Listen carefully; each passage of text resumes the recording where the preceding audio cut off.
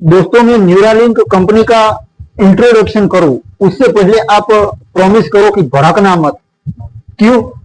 क्योंकि मैं आपको बोलूंगा तब आपको शायद आश्चर्य होगा।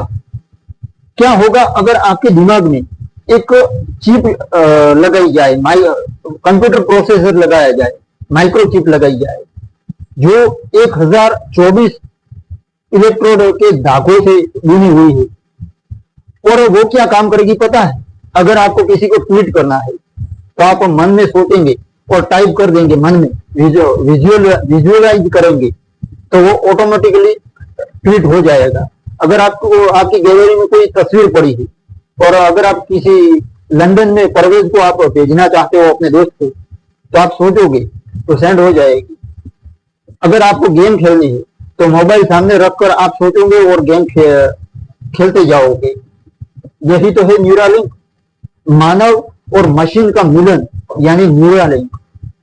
तो दोस्तों, ये कंपनी का जन्म कैसे हुआ वो पूरी की पूरी आज न्यूरालिंक आई बुक में आपके सामने रखूंगा। मैं 15 चैप्टर्स की बुक है। तो दोस्तों, एक सपना, एक विजन, एक दृष्टिकोण और न्यूरालिंक का जन्म कैसे हुआ। जुलाई 2016 का समय, सैन फ्रांसिस्को कैलिफोर्निया। रात गहरी थी और सैन फ्रांसिस्को की मिशन डिस्ट्रिक्ट की सड़कों पर कोहरे की एक पतली चादर बिछी थी। एक छोटे से ऑफिस में जहां दीवारें अभी तक सपनों के रंगों से रंगी नहीं थी, एलन मस्क बैठे थे। उनके सामने एक कॉफी का मग ठंडा हो रहा था और उनकी आंखों में एक ऐसी चमक थी जो न तो सितारों की थी न चांद की, बल्कि ये मानव दिमाग की अनंत संभावनाओं की चमक थी। न्यूरालिंक का जन्म यही से हुआ दोस्तों, एक विचार के रूप में जो विज्ञान कथा की किताबों और एलन मस्क की बेचैन आत्मा से उभरा हुआ विचार था। एलन मस्क का दिमाग हमेशा से एक तूफान रहा है दोस्तों। उनकी बायोग्राफी जब मैं लेकर आऊंगा आप भी शायद इंस्पायर हो जाओगे। विचारों का तूफान, महत्वाकांक्षाओं का, एम्बिशंस का और भविष्य के लिए एक गहरी चिंता का तूफान। उनकी नजर में आर्टिफिशियल इंटेलिजेंस एक ऐसी ताकत थी जो मानवता को निगल सकती थी अगर उसे कंट्रोल न किया जाए तो। लेकिन नियंत्रण का यानी कंट्रोल का रास्ता क्या था, यही एक सवाल था। मशीनों को रोकना नहीं है, बल्कि मानव दिमाग को, इंसानी दिमाग को उनके साथ जोड़ना है। यही तो है न्यूरालिंक। न्यूरालिंक का यही दृष्टिकोण था, यही विजन था। एक ऐसी टेक्नोलॉजी जो मस्तिष्क और मशीन के बीच एक सेतु बनाए, ताकि इंसान न केवल जीवित रहे बल्कि फले फूले, उसका डेवलप हो, ह्यूमन रिसोर्स का डेवलपमेंट हो। 2016 में एलन मस्क ने 8 वैज्ञानिकों की एक छोटी सी टीम बनाई। ये थे न्यूरोसाइंस, रोबोटिक्स और इंजीनियरिंग के जादूगर पॉल मेरुला, वेनेसा टोलोसा और बेन रापोर्ट। इस तरह के नाम जिनके लिए मस्तिष्क कोई सीक्रेट रहस्य नहीं बल्कि एक पहलू था जिसे सुलझाया जा सकता था। ऑफिस में टेबल तो पुरानी थी, कंप्यूटर गुनगुना रहे थे और यहाँ कोई साधारण स्टार्टअप नहीं बन रहा था, बल्कि ये एक क्रांति, एक रिवॉल्यूशन का पहला कदम था। एलन मस्क ने अपनी टीम से कहा, हम दिमाग को मशीनों की भाषा सिखाएंगे, हम लकवाग्रस्त लोगों को फिर से चलने में सक्षम करेंगे, अंधों को दिखाएंगे और मानवता को उसकी डेस्टिनी से आगे ले जाएंगे। एलन मस्क की आवाज में दोस्तों विश्वास था और उस विश्वास ने कमरे को रोशन कर दिया। न्यूरालिंक का सपना अब केवल एलन मस्क का नहीं था, ये उन 8 जोशीले दिमागों का था जो एक नई मानवता की नींव रखने जा रहे थे। तो वे दूसरे चैप्टर में जानते हैं कि न्यूरालिंक का नाम कैसे आया। तो मार्च 2017 का समय, क्लीवलैंड और सैन फ्रांसिस्को की सर्व हवाओं में प्रोफेसर पेड्राम मोहसेनी और रैंडोल्फ नुडो अपनी लैब में झुके हुए थे। उनके सामने मॉनिटर की यानी कंप्यूटर की नीली रोशनी थी और उनके सपने दिमाग को ठीक करने की टेक्नोलॉजी से भरे हुए थे। उनके दिमाग न्यूरालिंक, ये नाम उन्होंने एक डेकेड पहले बनाया था। एक ऐसी टेक्नोलॉजी का सपना जो दिमाग की चोटों को ठीक कर सके। लेकिन 2017 में ये नाम एक नए मालिक की तलाश में था। सैन फ्रांसिस्को में एलन मस्क की नजर इस नाम पर पड़ी और उनके दिल में एक तूफान उठा। ये नाम उनके सपनों का रिफ्लेक्शन था, मानव मस्तिष्क और मशीन का मिलन यानी न्यूरालिंक। एलन मस्क ने मोहसेनी और नूरो से कांटेक्ट किया वो साधारण जो कॉन्टेक्ट कॉल किया गया जो इतिहास का हिस्सा बन गया। हम आपके सपने को खरीदना चाहते थे, एलन मस्क ने कहा। दोनों वैज्ञानिकों ने एक दूसरे की ओर देखा। उनका न्यूरालिंक एक छोटा सा स्टार्टअप था जिनके पास न तो धन था न ही एलन मस्क जैसी दूरदृष्टि। फिर भी नाम छोड़ना आसान नहीं था। ये उनकी दुनिया था, वर्षों की मेहनत का नतीजा था। लेकिन एलन मस्क की बातों में जादू था। उन्होंने बताया कि न्यूरालिंक केवल एक कंपनी नहीं बल्कि मानवता की अगली छलांग होगी। हम लकवाग्रस्त लोगों को चलाएंगे, अंधों को दिखाएंगे, उन्होंने ऐसा कहा। मोहसेनी और नूरो ने महसूस किया कि उनका सपना अब एलन मस्क के विशाल कैनवास का हिस्सा बन सकता है।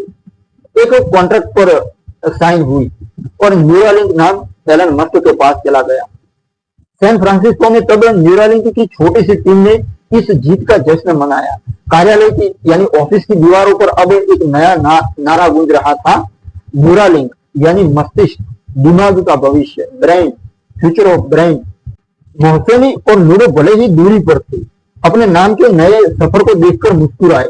ये सिर्फ एक नाम का हस्तांतरण नहीं था, ये सपनों का संगम था जो मानवता को एक अनजान क्षितिज की ओर ले जा रहा था। तो चैप्टर 3 में जानते हैं मस्तिष्क में धागों की सिलाई कैसे होती है। तो जुलाई 2019 के समय सैन फ्रांसिस्को का California academy of sciences hall उस रात एक तीर्थ स्थल बन गया था। सैकड़ों लोग, वैज्ञानिकों से लेकर जर्नलिस्ट तक, सांस रोके इंतजार कर रहे थे। प्लेटफॉर्म पर यानी स्टेज पर एलन मस्क खड़े थे। उनकी आंखों में वही चमक थी जो सपनों को हकीकत में बदल देती थी।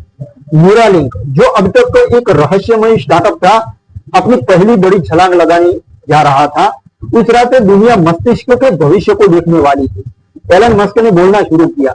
उनकी आवाज में उत्साह और दृढ़ता दोनों था। हम मस्तिष्क में धागे झूल रहे हैं, उन्होंने कहा।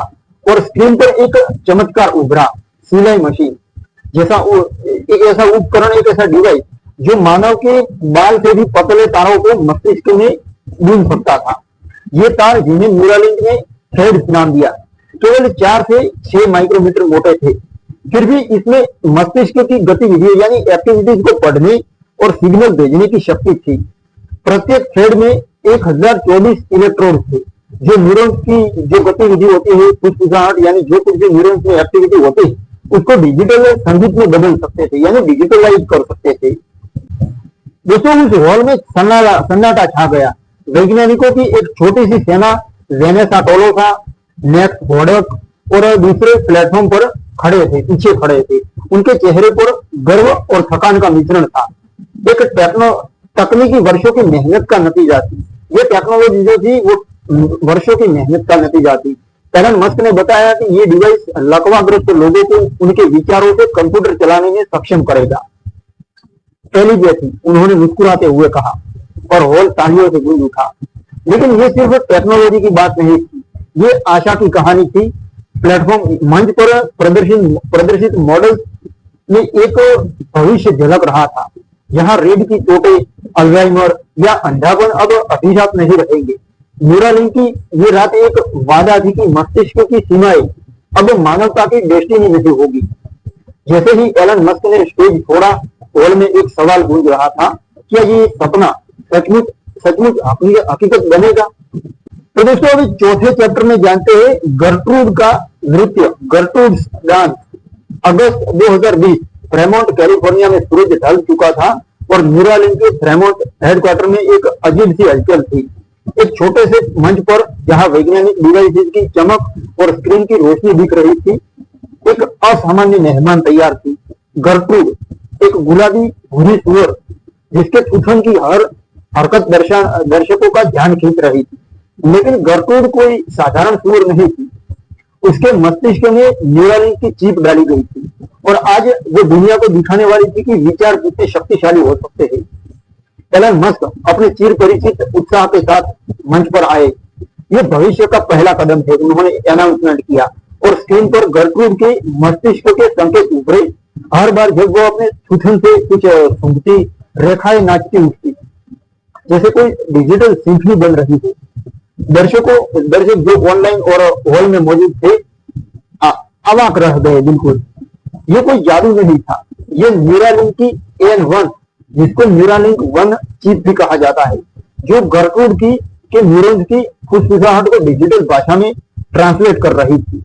दोस्तों, वो गर्ट्रूड सुअर अनजान में एक नायिका यानी एक हीरोइन बन चुकी थी। उसकी हर चाल, हर सूंघने की क्रिया एक कहानी बयान कर रही थी कि मस्तिष्क की गहराइयों को समझा जा सकता है और शायद एक दिन नियंत्रित यानी कंट्रोल भी किया जा सकता है। एलन मस्क ने बताया कि ये चिप, जो एक सिक्के से भी छोटी थी, 1024 इलेक्ट्रोड्स के साथ मस्तिष्क की गतिविधियों को यानी एक्टिविटीज को पढ़ और लिख सकती थी। ये प्रदर्शन जो हुआ केवल टेक्नोलॉजी का प्रदर्शन नहीं था, ये एक वादा था उन लकवाग्रस्त लोगों, अंधे लोगों और मानसिक रोगों से जूझ रहे लोगों के लिए, जिनको ये टेक्नोलॉजी मदद कर सकती थी। जैसे ही गर्ट्रूड अपने बाड़े में इधर उधर घूमी, केवल में तालियां गूंजी। वैज्ञानिकों की टीम जिनमें डीजे फिलिप सेन जैसे नाम शामिल थे और सब मुस्कुराए।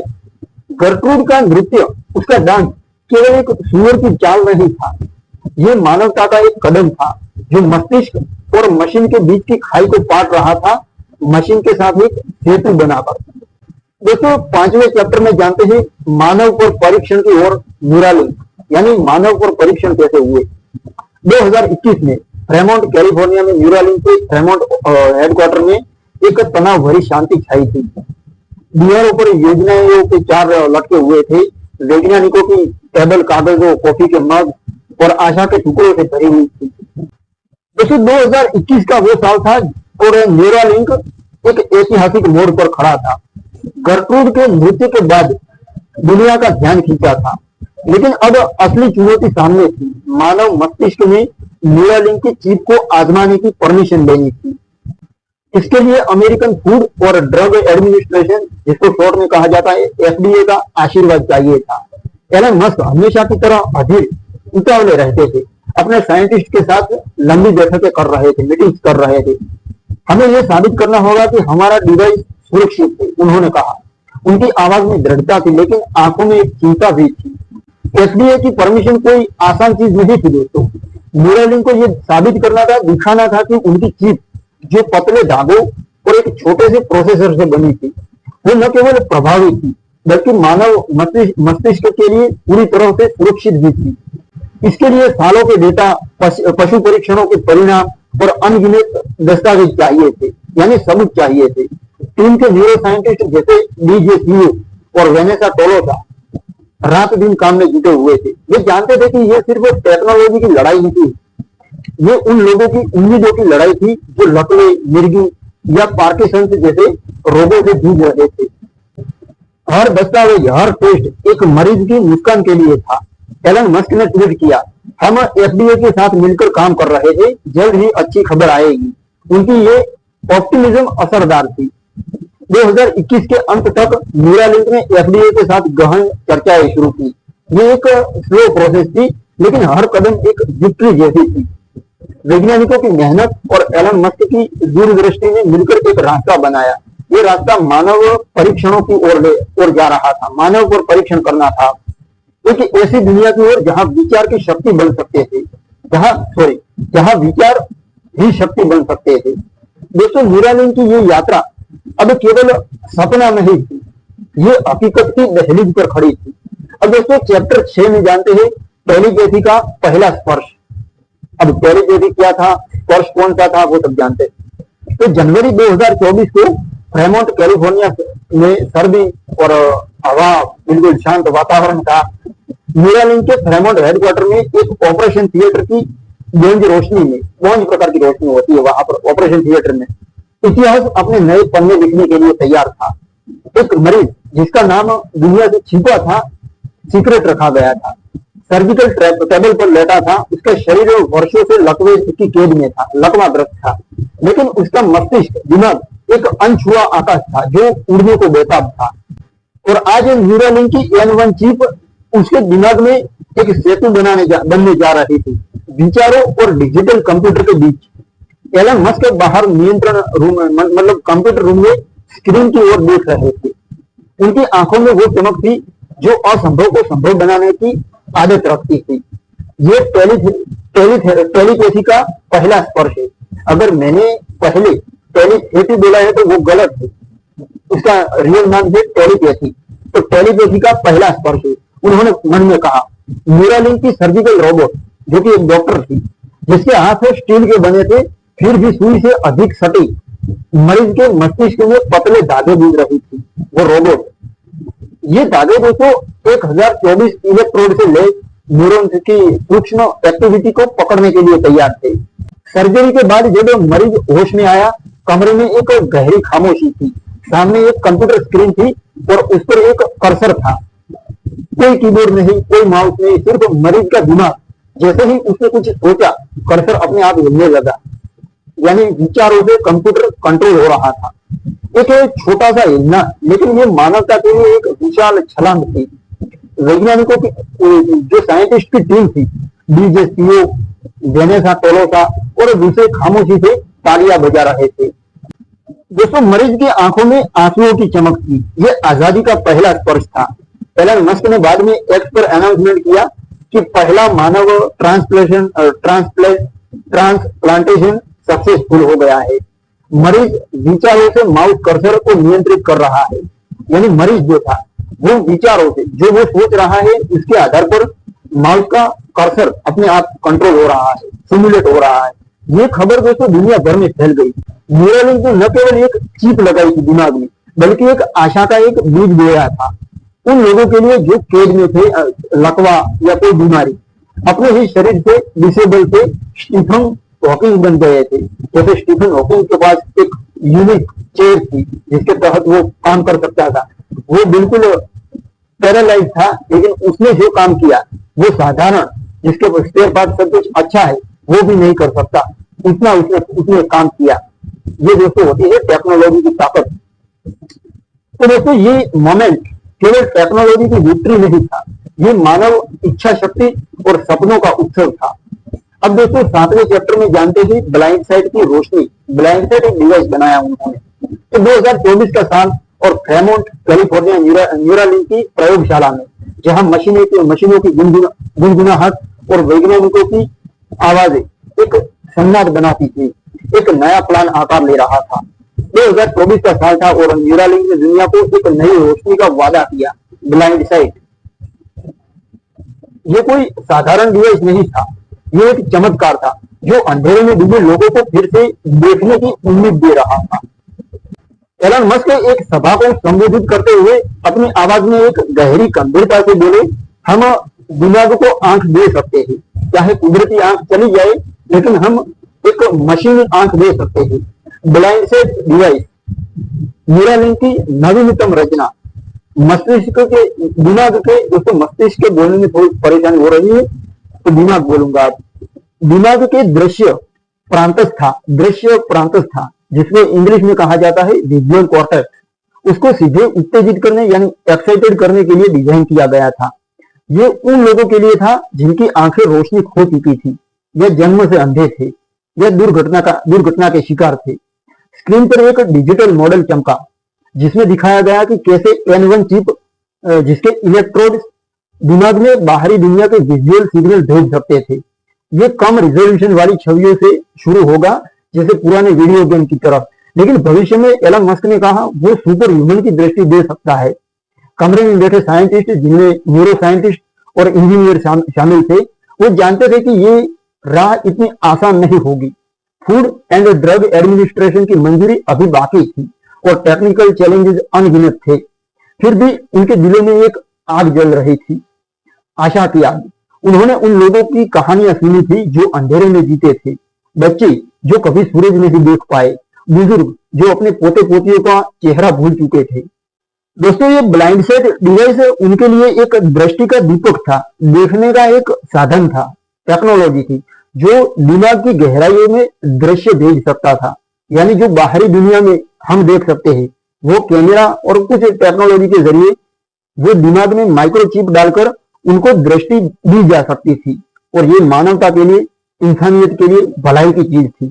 जब एलन मस्क ने ट्विटर पर ब्लाइंड साइट का अनाउंसमेंट किया, दुनिया ने एक गहरी सांस ली। ये केवल टेक्नोलॉजी की बात नहीं थी, ये मानवता की सीमाओं को बढ़ाने की कोशिश थी। न्यूरालिंक की ये रोशनी भले ही अभी धीमी थी, एक दिन आकाश को चमकाने का वादा कर रही थी।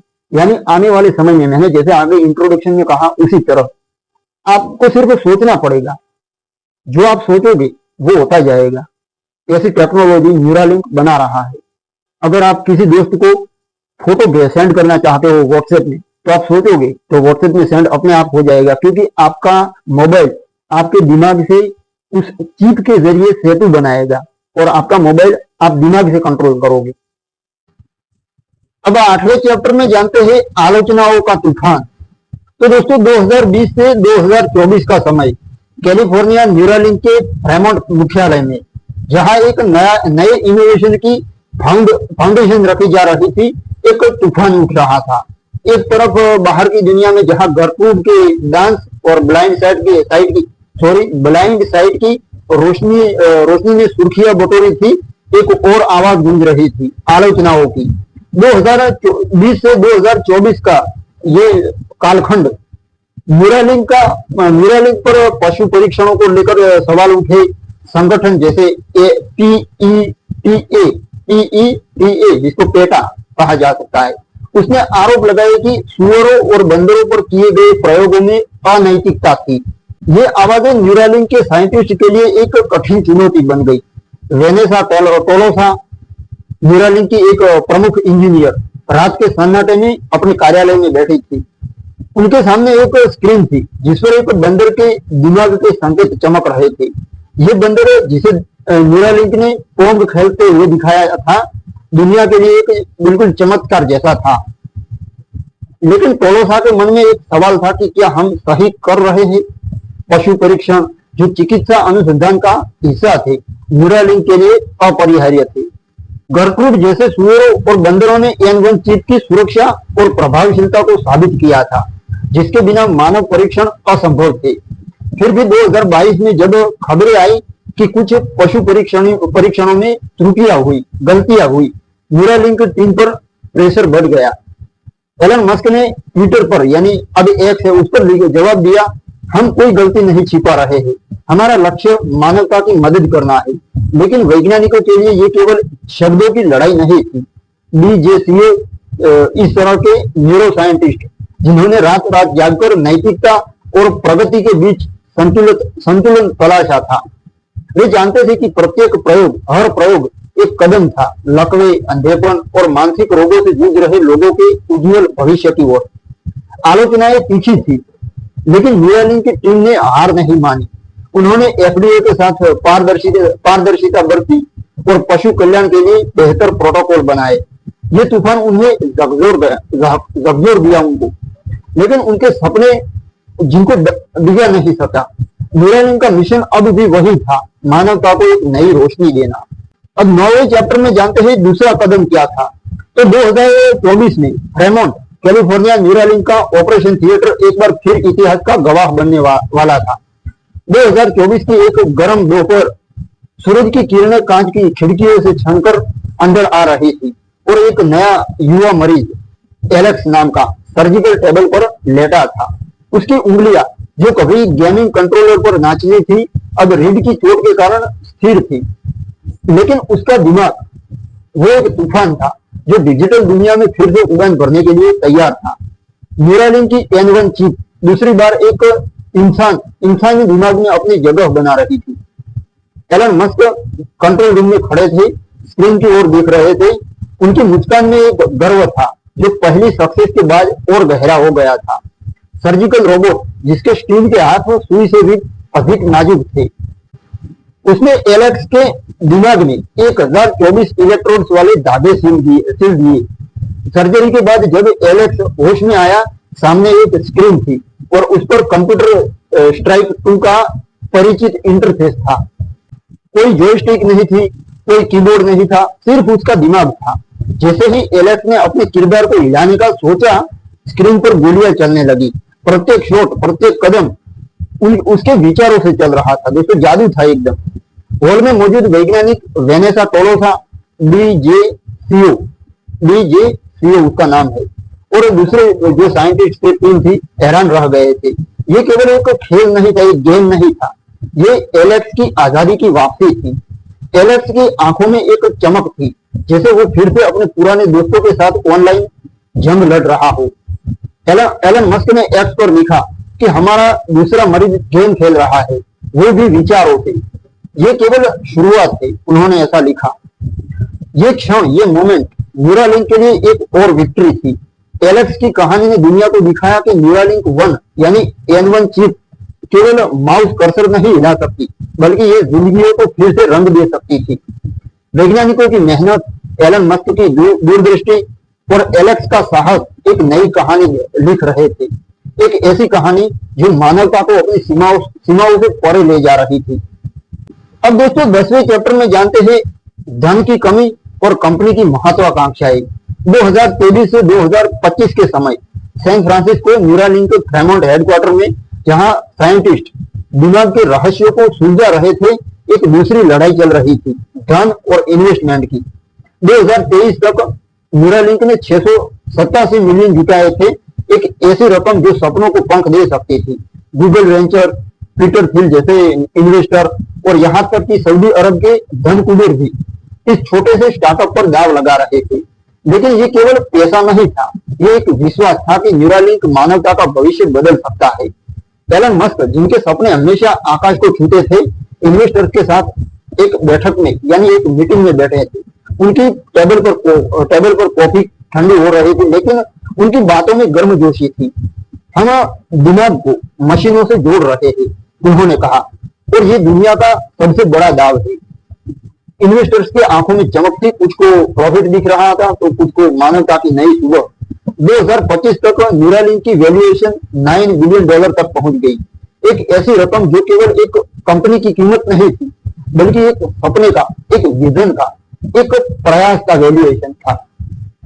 न्यूरालिंक के साइंटिस्ट की टीम ने वेनेसा टोलोसा, ली जे सीओ और दूसरे ये टीम जानती थी कि ये धन का ईंधन मेहनत का ईंधन है, मेहनत से कमाया हुआ फूड है। प्रत्येक डॉलर यानी हर पैसा, हर प्रकार की रकम नए डिवाइसेस, बेहतर प्रकार की चिप्स और अधिक सटीक सर्जिकल रोबोट्स में बदल रहा था। उन सारी चीजों में इन्वेस्टमेंट हो रहा था। लेकिन ये सिर्फ टेक्नोलॉजी की बात नहीं थी दोस्तों, ये उन मरीजों की उम्मीद थी जो लकवे या अंधेपन की कैद में थे। ये उन माँ की आशा थी जो अपने बच्चों को फिर से चलते देखना चाहती थी। ये उस बुजुर्ग की प्रार्थना थी जो अपने परिवार का चेहरा फिर से देखना चाहता था। एलन मस्क ने एक्स पर लिखा, न्यूरालिंक का भविष्य उज्जवल है। हमारा टारगेट केवल टेक्नोलॉजी नहीं, बल्कि मानवता की प्रगति है, इंसानियत की भलाई है। ये धन केवल पूंजी नहीं है, कैपिटल नहीं है, ये एक वादा था। न्यूरालिंक की एम्बिशन मस्तिष्क और मशीन का मिलन होगी, यानी दिमाग को मशीन से जोड़ा जाएगा। और अब सपने से हकीकत की ओर ये सब कुछ बढ़ रहा था। दुनिया देख रही थी और न्यूरालिंक काम कर रही थी। अब दोस्तों 11वें चैप्टर में जानते हैं एक रोबोट सर्जन डॉक्टर, उसको कैसे बनाया गया, जो कि एक रोबोट था, मशीन था, लेकिन वो डॉक्टर था। दोस्तों 2019 से 2024 के समय फ्रेमोंट कैलिफोर्निया न्यूरालिंक की प्रयोगशाला में, जहां विचार मशीनों से मिलते थे, एक नया मशीन बन रहा था। एक रोबोट जिसके हाथ स्टील से बने थे, लेकिन स्पर्श सुई से भी नाजुक। 2019 में जब न्यूरालिंक ने अपनी सिलाई मशीन जैसी डिवाइस की पहली झलक दिखाई, तब दुनिया हैरान रह गई थी। ये रोबोट सर्जन डॉक्टर, जिसे R1 के नाम से जाना गया, दिमाग में उन पतले धागों को सिलने के लिए बनाया गया था जो न्यूरालिंक की N1 चिप के होते थे। मानव के बाल से पतले ये धागे न्यूरॉन्स की गतिविधियों को, यानी न्यूरोलॉजिकल, दिमाग में जो केमिकल रिएक्शन एक्टिविटीज हो रही है, उसको पकड़ सकते थे, उसको समझ सकते थे। और R1 यानी रोबोट 1 जो उन्होंने बनाया था, उनकी उन धागों की बुनाई का जादूगर था। वेनेसा टोलोसा, जिन्हें इस रोबोट के डिजाइन में वर्षों बिताए, उन्होंने प्रयोगशाला में अब खड़े थे। उनके सामने R1 के रोबोटिक भुजाएं यानी हाथ उनके उस रोबोट के एक डमी दिमाग पर नाच रहे थे, कुछ काम कर रहे थे। प्रत्येक हलन चलन उस रोबोट की हलन चलन इतनी सटीक थी कि सांस थम जाए। ये कोई साधारण मशीन नहीं थी दोस्तों, ये इंजीनियरिंग और कला का संगम थी। R1 मशीन के कैमरे और सेंसर दिमाग की सतह को स्कैन करते थे, रक्त वाहिकाओं से बचते और 1024 इलेक्ट्रोड्स वाले धागों को सटीकता से दिमाग में इंस्टॉल कर देते थे। 2024 तक जब पहला मानव प्रत्यारोपण यानी ट्रांसप्लांटेशन हुआ, R1 ने साबित किया कर दिया कि वो केवल एक उपकरण या कोई मशीन नहीं बल्कि एक विश्वसनीय, एक ट्रस्टेबल साथी है। तो दोस्तों एलन मस्क ने इसे भविष्य का सर्जन कहा, यानी भविष्य का डॉक्टर कहा। ये मानव हाथों से बेहतर है, उन्होंने एक्स पर लिखा, और उनकी बात में सच्चाई भी थी। R1 ने सर्जरी को एक डांस की तरह बना दिया था, जहां स्टील और सिलिकॉन दिमाग की नाजुकता में सटीकता से काम करते थे। लेकिन वैज्ञानिकों के लिए ये सिर्फ टेक्नोलॉजी नहीं थी, ये उन मरीजों की उम्मीद थी जिनके लिए प्रत्यारोपण यानी ट्रांसप्लांटेशन, चिप का ट्रांसप्लांटेशन उनकी आजादी का द्वार खोल सकता था। R1 का उदय न्यूरालिंक की आत्मा का सिंबल था, मानवता और मशीन का एक ऐसा मिलन जो असंभव को संभव बनाए।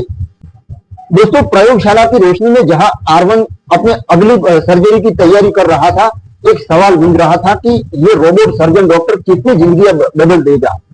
अब दोस्तों 12वें अध्याय में जानते हैं, 12वें चैप्टर में जानते हैं मस्तिष्क और मशीन का मिलन, यानी दिमाग और मशीन का मिलन। दोस्तों 2024 और 2025 के दौरान कैलिफोर्निया में न्यूरालिंक के फ्रेमोंट हेडक्वार्टर में जहां स्क्रीन्स न्यूरॉन्स के सिग्नल से चमकती थी, एक गहरी चुप्पी थी। ये वो चुप्पी थी जो किसी बड़े सपने के जन्म से पहले आती है। 2024 का साल था और न्यूरालिंक ने पहला और दूसरा मानव ट्रांसप्लांटेशन कर लिया था। लेकिन एलन मस्क का दृष्टिकोण, विजन इससे कहीं बड़ा था। ये मस्तिष्क और मशीन के मिलन की बात करते थे, एक ऐसी दुनिया की जहां इंसान और आर्टिफिशियल इंटेलिजेंस एक हो जाए, जैसे उन्होंने सोशल मीडिया और आर्टिफिशियल इंटेलिजेंस को एक किया था। एग्जाम्पल के तौर पर एक्स। एलन मस्क देर रात अपनी टीम के साथ मीटिंग्स करते थे, एक सवाल उठाते हुए, अगर आर्टिफिशियल इंटेलिजेंस हमसे आगे निकल गया तो हमारी जगह क्या होगी। उनकी बात में एक चिंतनशील गहराई थी। न्यूरालिंक उनके लिए केवल लकवे या अंधेपन का इलाज नहीं था, ये मानवता को अपनी डेस्टिनी से आगे ले जाने का रास्ता था। N1 चिप जो अब एलेक्स जैसे मरीजों के विचारों को डिजिटल दुनिया से जोड़ रही थी, एक दिन आर्टिफिशियल इंटेलिजेंस के साथ सीधा टॉकिंग संवाद भी कर सकती थी, बातचीत भी कर सकती थी। एलन मस्क ने एक्स पर लिखा, टेलीपैथी हमें मशीनों का हिस्सा बनाएगी और हम उनकी गति से सोच सकेंगे, मशीन की गति से हम थिंकिंग कर सकेंगे। Neuralink scientist BJCO Vanessa Tolosa और दूसरे साइंटिस्ट के लिए यह विचार रोमांटिक और डरावना था। वे लोग प्रयोगशाला में रातें बिताते थे N1 चिप को और सटीक बनाने के लिए। 2025 तक न्यूरालिंक की टेक्नोलॉजी ने मस्तिष्क के संकेतों को यानी सिग्नल्स को तेजी से पढ़ना और लिखना शुरू कर दिया था। ये केवल गेम खेलने या कर्सर हिलाने की बात नहीं थी, ये संभावना थी कि एक दिन इंसान अपने दिमाग में नॉलेज यानी ज्ञान को, किताबों को डाउनलोड कर सकते हैं, जैसे कोई सॉफ्टवेयर अपलोड किया जा सकता है। जैसे मैं आई बुक बना रहा हूं, तो मेरी चैनल से आप सारी की सारी आई बुक अपने दिमाग में इंस्टॉल कर डाउनलोड कर सकते हो और जरूरत पड़ने पर उसको ऑनलाइन होकर अपडेट भी कर सकते हो, अपग्रेड भी कर सकते हो। ऐसा भविष्य है दोस्तों न्यूरालिंक का। फिर तो हमें कुछ पढ़ने की जरूरत भी नहीं है, कुछ वीडियो देखने की कोई जरूरत ही नहीं है, जो चाहिए वो सोचा मिल गया। लेकिन ये दोस्तों इतना आसान भी नहीं होगा। लेकिन इस सपने के साथ सवाल भी थे, क्या हम अपनी मानवता खो देंगे? एलन मस्क का जवाब था नहीं, हम इसे बढ़ाएंगे। न्यूरालिंक की प्रयोगशाला में जहां रोबोट सर्जन और चिप्स, जो रोबोटिक सर्जन डॉक्टर थे वो और चिप्स, न्यूरालिंक की चिप्स नए इनोवेशन ला रहे थे, एक नया युग जन्म ले रहा था। ये मस्तिष्क और मशीन का मिलन था, एक ऐसा डांस, एक ऐसा नृत्य जो मानवता को अनंत की ओर ले जा रहा था। इतना आगे ले जाएगा कि हम खुद को भूल जाएंगे। याद रखना मेरी बात। तो अब 13वें चैप्टर में जानते हैं तीसरे मरीज पर ट्रांसप्लांटेशन यानी परीक्षण कैसे हुआ। तो 2025 को फ्रेमोंट न्यूरालिंक का ऑपरेशन थिएटर एक बार फिर रोशनी और उम्मीद से भरा था। 2025 की एक शांत सुबह सर्जिकल रोबोट R1 अपनी नाजुक भुजाओं से एक और चमत्कार रचने के लिए तैयार था। मरीज, जिसे दुनिया केवल तीसरा मरीज के रूप में जानती थी, टेबल पर लेटा रहा, उसका नाम किसी को पता नहीं था। उसकी कहानी गुमनाम थी, लेकिन उसका साहस स्पष्ट था। वर्षों से लकवे ने उसके शरीर को जकड़ रखा था, लकवाग्रस्त आदमी था, मगर उसका दिमाग एक मुक्त आत्मा था। जो फिर से उड़ान भरने को बेताब था, तैयार था। एलन मस्क कंट्रोल रूम में खड़े थे, स्क्रीन पर नजरें जमाए हुए। हमारा लक्ष्य 2030 और प्रत्यारोपण यानी ट्रांसप्लांटेशन करना है, उन्होंने अपनी टीम से ऐसा कहा। उनकी आवाज में दृढ़ता थी। न्यूरालिंक ने पहले गुमनाम मरीज और एलेक्स के साथ इतिहास रच दिया था, ट्रांसप्लांटेशन सक्सेसफुली कर दिया था। अब एक तीसरा ट्रांसप्लांटेशन एक और कदम था, जो साबित करता था कि N1 चिप केवल एक प्रयोग नहीं बल्कि एक रिवोल्यूशन होगी। R1 रोबोट ने अपनी सटीकता के साथ 1024 इलेक्ट्रोड्स वाले धागों को मरीज के दिमाग में सिल दिया, इंस्टॉल कर दिया। सर्जरी खत्म हुई। उसके बाद जब मरीज होश में आया, कमरे में एक गहरी खामोशी थी। सामने की स्क्रीन पर एक साधारण काम था, एक डिजिटल कीबोर्ड पर शब्द टाइप करना था। जैसे ही मरीज ने कुछ सोचा, अक्षर उभरने लगे, अपने आप टाइप होने लगा। धन्यवाद, कॉन्ग्रेचुलेशन, उसने टाइप किया था और वैज्ञानिकों की आंखें नम हो गई। दोस्तों, DJCO और वेनेसा टोलोसा, जिन्होंने रातें जागकर इस पल को संभव बनाया था, एक दूसरे की ओर मुस्कुराए। ये केवल टेक्नोलॉजी की विक्ट्री नहीं थी, ये एक इंसान की आवाज थी जो चुप्पी को तोड़ रही थी। एलन मस्क ने एक्स पर लिखा, तीसरा ट्रांसप्लांटेशन सक्सेसफुल, हमारा मिशन तेजी से बढ़ रहा है। न्यूरालिंक की यात्रा अब केवल मरीजों की नहीं थी, ये उन अनगिनत लोगों की थी जो अपनी जिंदगी वापस लाना चाहते थे। तीसरे मरीज का साहस एक आशा का दीपक था, आशा का किरण था, जो न्यूरालिंक की राह को और रोशन कर रहा था। अब दोस्तों 14वें चैप्टर में जानते हैं भविष्य की ओर। तो 2026 से 2025 में मैं कंटेंट बना रहा हूं, ये डिजिटल बुक का निर्माण कर रहा हूं और 2021 तक की मैं बात कर रहा हूं। तो 2026 और 31 का समय कैसा होगा? कैलिफोर्निया न्यूरालिंक की वो लैब, जहां मशीनों की गुनगुनाहट और वैज्ञानिकों की आशाएं एक संगीत रचती थी, भविष्य की नींव रखी जा रही थी। दोस्तों, भविष्य की ओर 14वां चैप्टर है। तो 2026 का साल होगा और न्यूरालिंक अपने क्लिनिकल ट्रायल के अगले चरण में प्रवेश कर चुका होगा।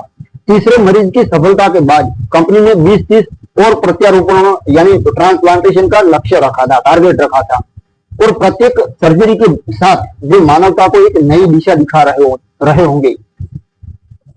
FDA के साथ मिलकर न्यूरालिंक ने 2021 तक इन ट्रायल्स को पूरा करने का संकल्प लिया था। ये एक लंबी सफर होगी, लेकिन हर कदम आशा से भरा होगा। एलन मस्क अब भी न्यूरालिंक के सपनों का अगुआ था। एक रात अपनी टीम से बोले, हम केवल बीमारियों का इलाज नहीं कर रहे, हम इंसान को फिर से परिभाषित कर रहे हैं। दोस्तों, उनकी दृष्टि में N1 चिप एक दिन लकवे, अंधेपन और मिर्गी जैसे रोगों को मिटा देगी। ब्लाइंड साइट, जो अभी प्रारंभिक स्टेज में था, 2021 तक उन लोगों के लिए रोशनी ला सकता था जिन्होंने कभी सूरज नहीं देखा था, दृश्य नहीं देखा था, दुनिया नहीं देखी थी। साइंटिस्ट वेनेसा टोलोसा, DJCO और नए चेहरे, नई जनरेशन के वैज्ञानिक रात दिन चिप को और सटीक बनाने में जुटे हुए थे। कल्पना करिए दोस्तों, एक ऐसी दुनिया जहां विचारों से न केवल कंप्यूटर कंट्रोल होंगे, बल्कि लोग अपने दिमाग में ज्ञान यानी नॉलेज डाउनलोड कर सकते हैं। न्यूरालिंक का सपना अब केवल चिकित्सा तक सीमित नहीं था, ये मानव चेतना को विस्तार देने की बात थी। लेकिन इस भविष्य के साथ सवाल भी थे। क्या ये टेक्नोलॉजी समाज को बांट देगी? क्या ये मानवता को मशीनों का गुलाम बना देगी? एलन मस्क का जवाब था, हम मशीनों को नहीं बल्कि इंसानों को सशक्त बना रहे हैं। 2031 की दहलीज पर न्यूरालिंक की लैब में एक नया सूरज उग रहा होगा। प्रत्येक ट्रांसप्लांटेशन, प्रत्येक मरीज एक कहानी होगी, साहस की, आशा की, मानवता की। न्यूरालिंक भविष्य की ओर बढ़ रहा है दोस्तों। यहाँ मस्तिष्क की सीमाएं अब बाधा नहीं है, बल्कि संभावनाएं है। अब दोस्तों 15वें चैप्टर में जानते हैं न्यूरालिंक और एक नई मानवता, नई इंसानियत। 2031 और उसके बाद, उसके परे विश्व प्लेटफॉर्म यानी विश्व मंच, न्यूरालिंक की प्रयोगशाला अब केवल फ्रेमंट तक सीमित नहीं होगी, ये एक वैश्विक आंदोलन बन चुकी होगी। 2021 तक क्लिनिकल ट्रायल्स अपने अंतिम चरण में होंगे और N1 चिप ने दर्जनों मरीजों की जिंदगियों को बदल दिया होगा। लकवाग्रस्त लोग फिर से अपने विचारों से दुनिया को छू रहे होंगे, अंधे लोग ब्लाइंड साइड की रोशनी में रंग देख रहे होंगे। लेकिन न्यूरालिंक का सपना इससे कहीं बड़ा था। ये एक नई मानवता का जन्म था, जहां मस्तिष्क की सीमाएं अब नियति, डेस्टिनी नहीं थी, बल्कि एक नई शुरुआत थी। एलन मस्क अपने थोड़े बुरे बालों के साथ थोड़े बूढ़े भी हो जाएंगे, एक वैश्विक सम्मेलन में मंच पर खड़े होंगे। हमने मस्तिष्क को मशीनों से जोड़ा, उन्होंने कहा होगा। उनकी आवाज में वही जोश होगा जो 2016 में था। दोस्तों, ये भविष्य की मैं बात कर रहा हूं, लेकिन ये केवल शुरुआत है। न्यूरालिंक हमें आर्टिफिशियल इंटेलिजेंस के साथ एकजुट करेगा ताकि हमारी चेतना अनंत हो जाए। स्क्रीन पर एक मरीज ने विचारों से एक कृत्रिम यानी आर्टिफिशियल हैंड को हिलाया, जो कि कृत्रिम मतलब मानव से बनाया हुआ हाथ था। तो जो आदमी लकवाग्रस्त होता है वो हाथ हिला नहीं सकता है, लेकिन आर्टिफिशियल हैंड अगर लगाया जाए तो वो सोचेगा, जैसे हम सोचकर हाथ हिलाते हैं उसी तरह वो भी सोचकर हाथ हिला सकेगा। ऐसा होगा दोस्तों, ये परिदृश्य होगा। और एक दूसरे लकवाग्रस्त आदमी ने डिजिटल कैनवास पर चित्र बनाया होगा। आप सोचो, जो डिसेबल है उनके लिए तो बहुत फायदेमंद ये टेक्नोलॉजी है। ये कंपनी अच्छा काम कर रही है। ये टेक्नोलॉजी अब केवल चिकित्सा नहीं थी, ये मानव चेतना का एक्सपेंशन थी।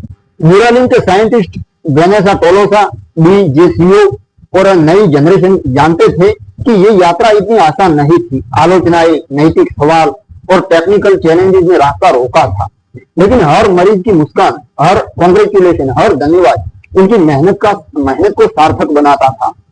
न्यूरालिंक ने न केवल बीमारियों को हराया, बल्कि मानवता को आर्टिफिशियल इंटेलिजेंस के खतरों से बचाने का रास्ता भी दिखाया। मस्तिष्क और मशीन का ये मिलन एक नया युग होगा, जहां लोग न केवल जीवित रहेंगे बल्कि सितारों की तरह चमकते रहेंगे। जैसे ही एलन मस्क मंच से उतरेंगे, दुनिया में एक गहरी सांस ली होगी। न्यूरालिंक का महाकाव्य, न्यूरालिंक की ये डिजिटल बुक अब केवल एक कंपनी की कहानी नहीं थी, ये मानवता की डेस्टिनी, नियति की थी। प्रयोगशाला की रोशनी में जहां R1 रोबोट और N1 चिप्स भविष्य रच रहे होंगे, एक नया सूरज उग रहा होगा। ये एक नई मानवता की सपनों, साहस और अनंत संभावनाओं की।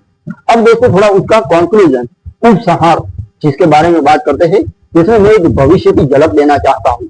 2033 का साल, एक नया विश्व सैन फ्रांसिस्को की खाड़ी पर सूरज डूब रहा होगा और न्यूरालिंक का हेडक्वार्टर अब एक चमकता हुआ प्रतीक रात के आकाश में सितारों की तरफ जगमगा रहा होगा। 2035 का साल होगा और न्यूरालिंक का ये महाकाव्य, उसकी ये सफर अब मानवता की साझा कहानी बन चुका होगा। N1 चिप, जो कभी एक छोटे से कार्यालय में एलन मस्क के सपने के रूप में शुरू हुई थी, अब लाखों लोगों के मस्तिष्क में डाली जा चुकी थी। लकवाग्रस्त लोग न केवल चल रहे होंगे बल्कि नाच रहे होंगे। अंधे लोग ब्लाइंड साइड की मदद से सूर्यास्त देख सकेंगे और आर्टिफिशियल इंटेलिजेंस, जो कभी खतरा थी, अब मानव चेतना की सहयोगी बन चुकी होगी। वेनेसा टोलोसा अब न्यूरालिंक की एक वरिष्ठ सलाहकार, एडवाइजर, एक पुराने प्रोटोटाइप के पास खड़ी होगी। उनके सामने एक सिलाई मशीन होगी जिसमें पहली बार मस्तिष्क में धागे सिले होंगे। हमने असंभव को छुआ, उन्होंने मन में कहा होगा। DJCO और उनकी नई जनरेशन के वैज्ञानिक अब चिप्स को और छोटा और फास्ट करने में जुटे हुए होंगे। न्यूरालिंक ने न केवल बीमारियों को हराया बल्कि मानव मस्तिष्क को ज्ञान का भंडार बना दिया होगा। लोग विचारों से किताबें डाउनलोड कर सकेंगे, नई भाषाएं सीख सकेंगे, वो भी आसानी से। शायद एक दिन सितारों से बात भी कर पाएंगे। एलन मस्क इस सपनों का अगुआ एक्स पर लिखेंगे, न्यूरालिंक ने हमें हमारी सीमाओं से परे ले गया। ये मानवता का पुनर्जन्म थे। लेकिन ये आई बुक, ये कहानी केवल टेक्नोलॉजी की दोस्तों नहीं थी। ये एक प्रकार के उन गुमनाम मरीजों की थी जिन्होंने पहली सर्जरी में अपना साहस दिखाया, अपनी जान जोखिम में डाली। ये गर्ट्रूड जैसे जानवरों की थी, जो कि एक सुअर था, उसने डांस किया था, उस पर पहला परीक्षण हुआ था, जिन्होंने अनजाने में इतिहास रच दिया। ये उन्हें साइंटिस्ट की थी जिन्होंने आलोचनाओं के तूफान में भी हार नहीं मानी। जैसे ही आज आपकी रात गहरी होगी, न्यूरालिंक की एक रोशनी मैसेज बन जाएगी। मस्तिष्क की गहराइयों में अनंत संभावनाएं दोस्तों छिपी हुई होती है। ये पुस्तक जिसने एक वास्तविक और प्रासंगिक परिदृश्य को दर्शाया कि भविष्य की झलक कैसी होगी, इंसान का मशीन के साथ मिलन कैसे होगा। तो ये थी दोस्तों न्यूरालिंक, आर्टिफिशियल इंटेलिजेंस, यानी आर्टिफिशियल इंटेलिजेंस, मशीन और इंसान का मिलन। आपका दिल की गहराइयों के साथ बहुत बहुत धन्यवाद।